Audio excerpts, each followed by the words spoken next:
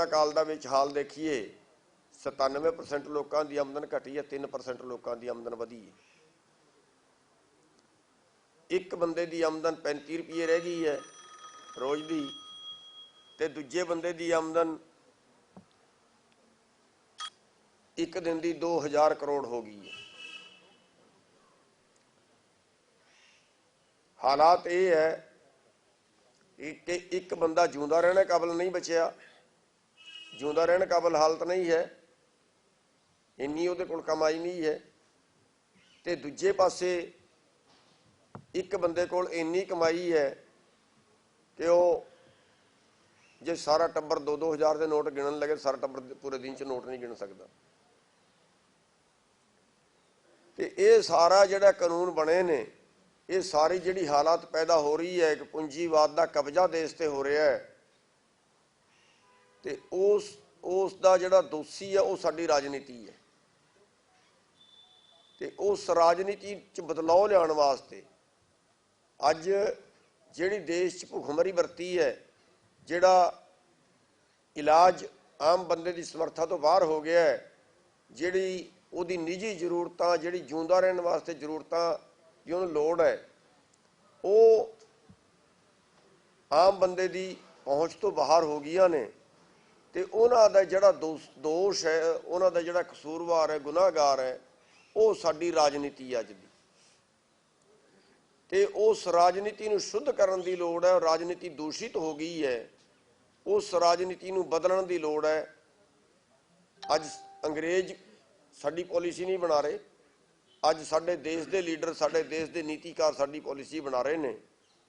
ते साडे देश के नीतिकारां ने पूंजीवाद नूं बढ़ावा दिंदे होए पूंजीपतियां दे पक्ष दीयां नीतियां बनाईयां ने, आम गरीब बंदे दी पक्ष की नीति नहीं बनाई। तो इस करके अज असी अपनी नवी पार्टी लॉन्च कर रहे हैं संयुक्त संघर्ष पार्टी के नां तो। ते साडा मकसद जिहड़ा होएगा वो राजनीति नूं शुद्ध करना है, चंगे लोकां नूं अगे लियाउणा है, माड़े लोकां नूं, भ्रष्ट लोकां नूं, उन्हां नूं जिहड़ा देश नूं लुट रहे ने, जिहड़े देश नूं दी पॉलिसी बड़े पूंजीपतियों के पक्ष दे विच बना रहे हैं, गरीबां नूं लुट्टण दी पॉलिसी बना रहे हैं, उन्हां लोकां नूं राजनीति तो बाहर करांगे। ते साडी जिहड़ी पार्टी है वो धर्म निरपेक्ष होएगी, वो जाति निरपेक्ष होएगी। असी इसे करके अज उस चीज़ नूं दर्शाते हुए असी जिहड़ा डॉक्टर शैली ने जिहड़े ईसाई समाज दे ने उन्हां दे हैड ने, असी दलित समाज दे जिहड़े राजू जी ने उन्हां नूं नाल बिठाया। असी हिंदू महासभा तो जिहड़ा है इंदिरा तिवारी जी है, हिंदू महासभा की प्रधान है, ते कांता आलड़िया जी हैं, इन्हां नूं अज असी पंजाब दे प्रभारी ला रहे हैं। कांता आलड़िया जी दलित समाज तो हैं, ते रिशपाल राजू जी रिशपाल जोड़ा माजरा जी हैं, इन्हां नूं असी अज पंजाब दे प्रधान बना रहे हैं, ये जरनल समाज तो। ते असी सारियां दा जिहड़ा है तालमेल बना के मजदूर, किसान, शहर वाले, रेहड़ी फड़ी वाले, आम जिहड़ा बंदा है, साडी जिहड़ी पार्टी काम करेगी वो आम समाज वास्ते, सारे समाज वास्ते काम करेगी। ते सारे समाज नूं आपां जोड़ के चलांगे। साडी जिहड़ी पार्टी है वो जाति निरपेक्ष रहेगी, वो धर्म निरपेक्ष रहेगी। ते जिहड़ा साडा मूल मकसद पार्टी दा है वो ये होएगा भी वड्डे लोकां दी जेब चों पैसा निकले ते सब तो छोटे लोगों की जेब च, सब तो गरीब लोगों की जेब च पैसा जाए। मूल मकसद जिहड़ा होएगा वो समानता लियाउण दा होएगा, न्याय लियाउण दा होएगा, नशाखोरी रोकण दा होएगा, इलाज फ्री करन दा होएगा, पढ़ाई फ्री करन दा होएगा। जिहड़े साडे युवा विदेशां नूं जा रहे ने उन्हां वास्ते भी असी जिहड़ा है एजेंटां दे चुंगलों तो बचा के उन्हां नूं सरकारी एजेंसियां आपां खड़ी करांगे जिहड़ी उन्हां नूं बाहर भेजण दा काम करन। वो सारी चीज़ां असी जिहड़ा है जिहड़ी समाज नूं लोड़ है उन्हां वास्ते साडी पार्टी जिहड़ी है वो काम करेगी। ते अज तो साडी पार्टी का नाम संयुक्त संघर्ष पार्टी होएगा। इस तो थल्ले आपां जिहड़ा 2022 का इलैक्शन है पंजाब का वो लड़ांगे। पंजाब तो शुरुआत है, तो ਅੱਗੇ ਜਿਵੇਂ ਜਿਵੇਂ ਵੀ ਤੁਹਾਡਾ ਸਹਿਯੋਗ ਮਿਲਦਾ ਰਹੇਗਾ ਉਵੇਂ ਉਵੇਂ ਅੱਗੇ ਵਧਦੇ ਜਾਵਾਂਗੇ। ਤੇ ਮੇਰੀ ਸਾਰੇ ਜਿਹੜੇ ਮੀਡੀਆ ਵਾਲੇ ਵੀਰ ਨੇ ਉਹਨਾਂ ਨੂੰ ਇੱਕ ਬੇਨਤੀ ਇਹ ਹੈ ਵੀ ਸਾਡਾ ਮਕਸਦ ਪਾਰਟੀ ਬਣਾ ਕੇ ਅਮੀਰ ਹੋਣਾ ਮਲਾਈ ਖਾਣਾ ਨਹੀਂ ਹੈ। ਸਾਡਾ ਮਕਸਦ ਇਸ ਦੇਸ਼ ਨੂੰ ਬਚਾਉਣਾ ਹੈ ਤੇ ਤੁਸੀਂ ਸਾਰੇ ਵੀ ਇਸ ਦੇਸ਼ ਦੇ ਵਾਰਿਸ ਹੋ, ਤੁਸੀਂ ਸਾਰੇ ਵੀ ਇਸ ਦੇਸ਼ ਦੇ ਨਾਗਰਿਕ ਹੋ। ਜਿਹੜਾ ਮੀਡੀਆ ਉਹਨੂੰ ਚੌਥਾ ਸਤੰਭ ਕਿਹਾ ਜਾਂਦਾ ਹੈ, ਲੋਕਤੰਤਰ ਦਾ ਚੌਥਾ ਸਤੰਭ ਕਿਹਾ ਜਾਂਦਾ ਹੈ ਤੇ ਜਿੰਨੀ ਕੁ ਜ਼ਿੰਮੇਵਾਰੀ ਸਾਡੀ ਹੈ ਇੰਨੀ ਕੁ ਜ਼ਿੰਮੇਵਾਰੀ ਤੁਹਾਡੀ ਹੈ। ਤੇ ਇਸ ਦੇਸ਼ ਨੂੰ ਬਚਾਉਣ ਵਾਸਤੇ, ਇਸ ਸਮਾਜ ਨੂੰ ਬਚਾਉਣ ਵਾਸਤੇ, ਆਪਣੇ ਲੋਕਾਂ ਨੂੰ ਬਚਾਉਣ ਵਾਸਤੇ ਤੁਸੀਂ ਵੀ ਜਿਹੜਾ ਇਹਦੇ 'ਚ ਜਿੰਨਾ ਵੀ ਤੁਸੀਂ ਆਪਣੇ ਸਮਰੱਥਾ ਅਨੁਸਾਰ ਇਹਦੇ 'ਚ ਸਹਿਯੋਗ ਕਰ ਸਕਦੇ ਹੋ, ਕਿਉਂਕਿ ਲੋਕਾਂ ਤੱਕ ਖਬਰ ਜਿਹੜੀ ਉਹ ਤੁਸੀਂ ਪਹੁੰਚਾਉਣੀ ਹੁੰਦੀ ਹੈ, ਲੋਕਾਂ ਨੂੰ ਤੁਸੀਂ ਇੱਕ ਤਰ੍ਹਾਂ ਦਾ ਪੜ੍ਹਾਉਣਾ ਹੁੰਦਾ ਹੈ। ਤੇ ਉਹਦੇ 'ਚ ਅਸੀਂ ਬੇਨਤੀ ਕਰਾਂਗੇ, ਰਿਕੁਐਸਟ ਕਰਾਂਗੇ ਤੁਹਾਡੇ ਅੱਗੇ ਵੀ ਪੰਜਾਬ ਨੂੰ ਬਚਾਉਣ ਵਾਸਤੇ, ਦੇਸ਼ ਨੂੰ ਬਚਾਉਣ ਵਾਸਤੇ ਤੁਸੀਂ ਆਪਣਾ ਪੂਰਾ ਯੋਗਦਾਨ ਇਹਦੇ 'ਚ ਪਾਓ।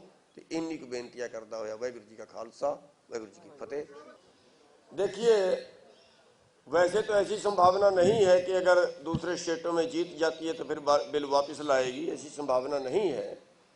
क्योंकि अभी अगर हम देखें तो सारे स्टेट इसमें इस तरह से नहीं लगे थे जिस तरह से हरियाणा पंजाब में आंदोलन हुआ, इस तरह से भी स्टेटों में नहीं हुआ था।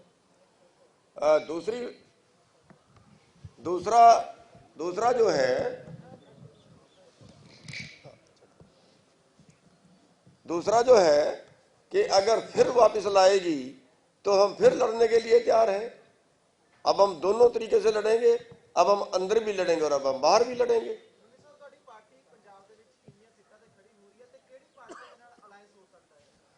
अलायंस का अजे किसी नाल कोई तय नहीं है तो साडी कोशिश तो करांगे 117 से लड़न की, बाकी उस रब की मर्जी है। अजे तो आप शुरू किया है काम, पहले दिन ही आप नहीं कह सकते भी साडी फसल का झाड़ कितना होएगा।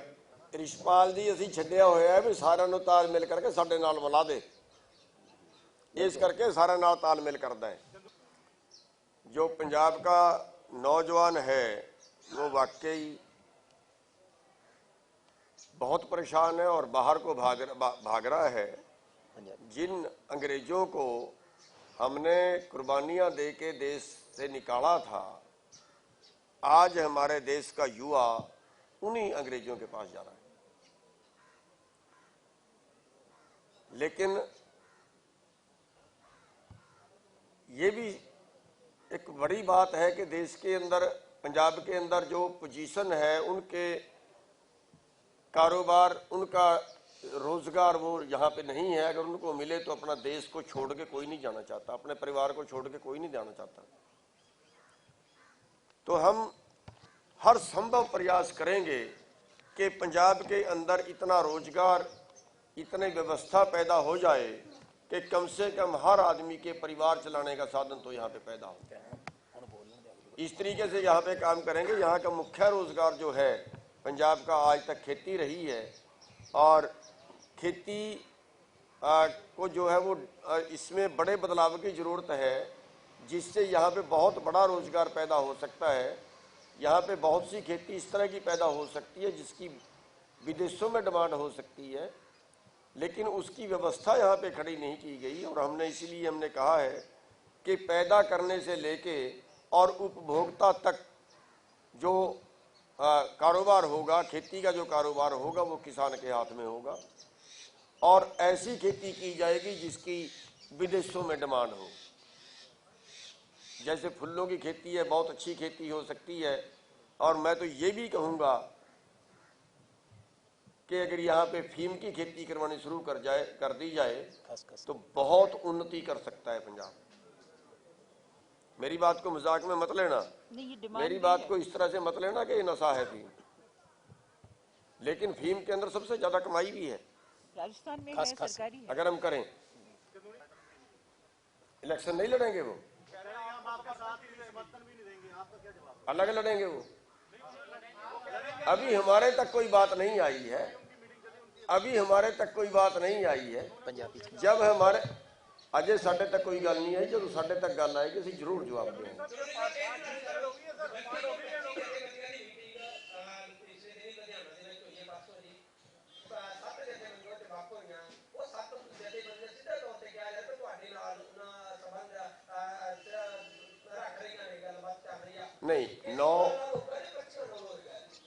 ਜਥੇਬੰਦੀਆਂ ਉਹਨਾਂ ਤੋਂ ਵੱਖ ਹੋਈਆਂ, 9 ਜਥੇਬੰਦੀਆਂ ਉਹ ਨੇ ਜਿਹੜੀ ਉਹਨਾਂ ਦੇ ਨਾਲ ਨਹੀਂ ਜਾ ਰਹੀਆਂ, ਜਿੱਥੋਂ ਤੱਕ ਮੈਨੂੰ ਪਤਾ ਲੱਗਾ। ਵੈਸੇ ਇਹ ਅੰਦਰ ਦੀ ਗੱਲ ਹੈ, ਬਾਹਰ ਅਜੇ ਕੁਝ ਫੁੱਟ ਕੇ ਨਹੀਂ ਆ ਰਿਹਾ। ਜਦੋਂ ਬਾਹਰ ਕੁਝ ਫੁੱਟ ਕੇ ਆਏਗਾ ਫਿਰ ਉਸ ਤੇ ਕੋਈ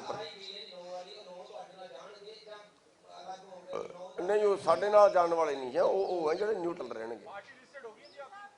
ਪਾਰਟੀ ਦਾ ਨਾਮ ਮਿਲ ਗਿਆ, ਰਜਿਸਟਰਡ ਹੋਣਾ ਦਾ ਬਸ ਉਹ ਨੰਬਰ ਜਿਹੜਾ ਬਾਕੀ ਹੈ, ਬਾਕੀ ਉਹਦਾ ਕੰਮ ਪੂਰਾ ਹੋ ਗਿਆ।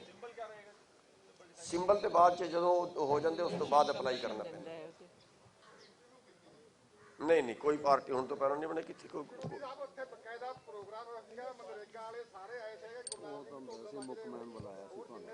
ਉਹਨਾਂ ਨੇ ਨਹੀਂ ਉਹਨਾਂ ਮੈਂ ਪਾਰਟੀ नहीं बनाई, उन्होंने मैनू बुला लिया होना। बुलाना होर चीज होंगी है, पार्टी बनाना होर चीज होंगी है। क्या इलेक्शन केवल बीजेपी को ही लड़ना चाहिए या जो राजनीतिक पार्टियां हैं, या ये कोई बिजनेस है कि इस वाला इधर वाला बिजनेस छोड़ के उधर वाले बिजनेस में क्यों जा रहा है? क्या नहीं मैं पूछना ये चाह रहा हूँ कि बीजेपी ये कह रही थी कि तो पहले ही कह रही थी कि इलेक्शन लड़ेगा मनोबल तोड़ने के लिए, कि इसलिए आंदोलन से हट जाए। क्या बीजेपी को देश को बेचने की छूट दे दें कि वो हमें ताना मारेगी, उस ताने से बचने के लिए बीजेपी को छूट दे दें कि वो सारे एयरपोर्ट बेच दे, सारी वो ट्रेनें भी बेच दे, सारे वो बंदरगाहें भी बेच दे, पूरे देश की कंपनियां भी बेच दे, पूरे देश के बैंक भी बेच डाले, उसको छूट दे दे देश को बेचने की। हम उनको लगाम लगाने के लिए सब कुछ कर रहे हैं। हमारी बदकिस्मती यही तो है कि हमारे सरकार क्या होती है? सरकार दूसरी खुदाई होती है, जनता को बचाने की जिम्मेवारी होती है उसकी। यहाँ वो सरकारें बन रही है जो जनता को मारते हैं। गुंडाराज, एक मंत्री कहे कि मेरे को मंत्री मत समझना, मैं बहुत खुश हूं, और वो कुचल दे लोगों को और उनको हम सत्ता में बैठे रहने दें। इस सत्ता को क्यों पार्टी बना रहे हैं? ऐसे लोगों को राजनीति में अगर भेजेंगे, अब भाई सवाल कर रहे थे कि बीजेपी वाले ये कह रहे हैं क्या ऐसे गुंडों लोगों को राज करने दें? वो भाई जब आपके पास ताकत है, अब हथियारों की लड़ाई नहीं है, वोट की लड़ाई है। वोट आपकी है, 80 लाख वोट से ज्यादा किसानों की है पंजाब के अंदर, 59 लाख वोट से सरकार बनी है, और 80 लाख वोट यहाँ मजदूरों की भी होगी। फिर यहाँ पूंजीपतियों का राज कैसे है? यहाँ जो कारपोरेट के दलाल है उनका राज कैसे है? तो उनको निकालने के लिए उसका यही तरीका है कि खुद राजनीति में आया जाए। और एक और बात बता दूं आपको, गुरु गोबिंद सिंह जी ने सारी लड़ाइयां लड़ने के बाद ये कहा, राज बिना नहीं धर्म चले हैं। चाणक्य ने कहा है कि अगर अच्छे लोग राजनीति से बाहर रहेंगे तो बुरे लोग आपके ऊपर राज करेंगे। सर छोटू राम राजनीति में रहे हैं तो कानून बनवा पाए हैं। राजनीति कोई उनके लिए, देखिए राजनीति में जाके गलत काम भी कर सकते हैं, अच्छे काम भी कर सकते हैं। अब गलत काम करने वाले वहां चले गए हैं, उनको निकालने की जरूरत है, उनको सबक सिखाने की जरूरत है। एसके हमने ते इस करके नहीं भी उन्हें भरोसा नहीं किया, इस करके बाहर कढ़िया, इस करके सस्पेंड किया भी पंजाब विच इंटर क्यों कर गया। उन्हों दा जिहड़ी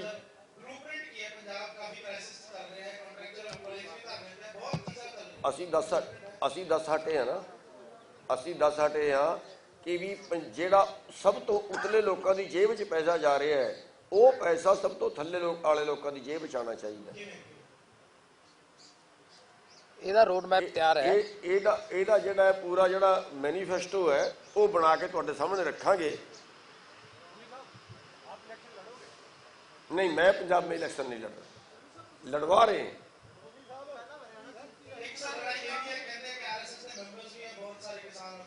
जी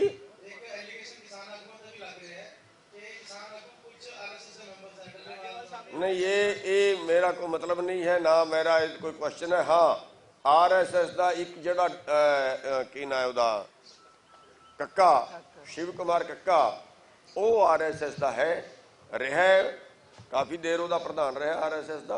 ਤੇ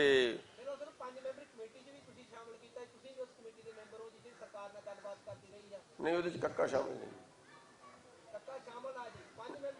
5 ਮੈਂਬਰੀ ਕਮੇਟੀ ਚ ਕੱਕਾ ਸ਼ਾਮਲ नहीं।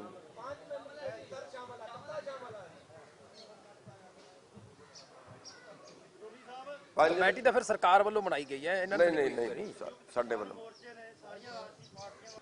ਜੇ ਉਦਾਹਰਨ ਦੇ ਤੌਰ ਤੇ ਕੇਜਰੀਵਾਲ ਦੇ 4 ਮੈਂਬਰ ਆਏ ਸੀ ਪਾਰਲੀਮੈਂਟ ਦੇ ਵਿੱਚ, ਉਹਨਾਂ ਨੇ ਅੰਦਰ ਗੱਲ ਕੀਤੀ, ਕਿਸੇ ਨੇ ਸੁਣੀ ਨਹੀਂ।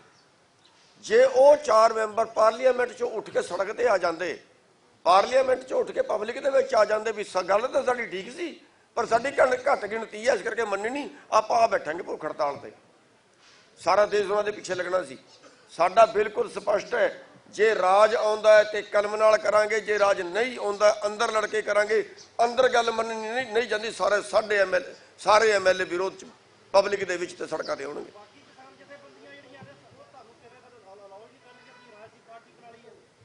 ਤੇ ਬਾਕੀ ਦੇ ਮੇਰੇ ਤੋਂ ਵੀ ਪਹਿਲਾਂ ਜਾਣ ਵਾਸਤੇ ਤਿਆਰ ਬੈਠੇ ਨੇ ਗੁਰੂ। ਨਹੀਂ ਦਰਸ਼ਨਪਾਲ ਦੇ ਹੁਣ ਮੇਰੇ ਤੋਂ ਕੀ ਕਹਾਓਗੇ। SKM ਨਹੀਂ, ਕੇਵਲ ਇੰਨਾ ਹੈ ਵੀ SKM ਦਾ ਨਾਂ ਨਹੀਂ ਲਏਗਾ। ਅਸੀਂ SKM ਦਾ ਨਾਂ ਕੋਈ ਨਹੀਂ ਲਿਖਿਆ।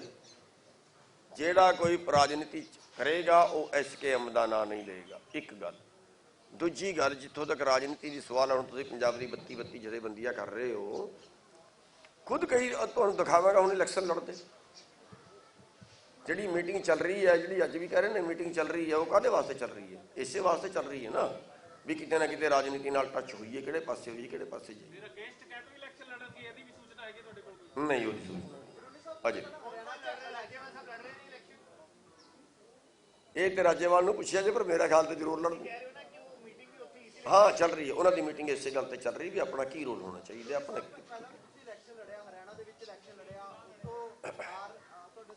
ਚਲੋ ਠੀਕ ਹੈ ਜੀ, ਬਹੁਤ ਬਹੁਤ ਧੰਨਵਾਦ ਸਾਰਿਆਂ ਦਾ। ਵਾਹਿਗੁਰੂ। ਤੁਸੀਂ ਕਿਸਾਨੀ ਤੇ ਮਜ਼ਦੂਰ ਨੂੰ ਲੈ ਕੇ ਗੱਲ ਕਰ ਰਹੇ ਹੋ, ਪੰਜਾਬ ਦੇ ਹੋਰ ਕੋਈ ਮੁੱਦੇ ਤੇ ਗੱਲ ਵੀ ਤਾਂ ਕਰੋ, ਕੋਈ ਰਾਏ ਦਿਓ। ਅਸੀਂ ਸਾਰਿਆਂ ਵਾਸਤੇ ਕਰ ਰਹੇ ਹਾਂ। ਅਸੀਂ ਹੁਣੇ ਕਿਹਾ ਕਿ ਸਾਡਾ ਮੁੱਦਾ ਸਿਰਫ ਕਿਸਾਨੀ ਹੈ। ਕਦੋਂ ਕਿਹਾ? ਓ ਯਾਰ ਸੁਣੋ ਛੋਟੇ ਭਾਈ, ਆ ਸਾਡਾ ਅਸੀਂ ਕਿਹਾ ਇਹ ਸਾਰੇ ਵਰਗਾਂ ਵਾਸਤੇ ਕੰਮ ਕਰਾਂਗੇ।